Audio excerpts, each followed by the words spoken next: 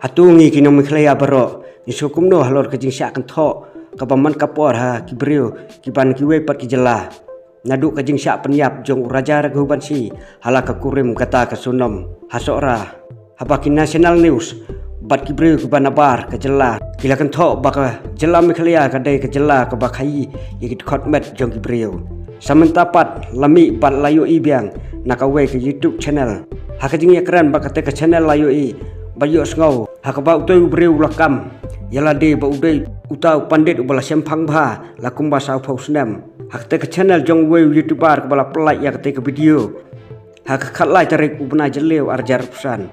utoi pandit ulaong bat keno ya ke jelam khlea badon ka we ke senong ba kadang pelong ya ke jing kenya breu bat bam breu kat kum kaniam karkom ke jongki hatungi kinom khlea nisgo kumno ya kate ke jing syak tho khlem nong rem bat khlem tep hai ya katan rai jongi kibriu kibat syong basa hakani ke jelam khlaya baman la kapor ni syak keno bat syak kentho bet hak kibriu kiban nabar jong jela bat kisim kabu ya ke jelam khlaya dak ba keno bat kentho khlem nong rem sakai pat ba manang ni sakmat ngidang yo sibun ki jing syak kren ben syak keno syak kentho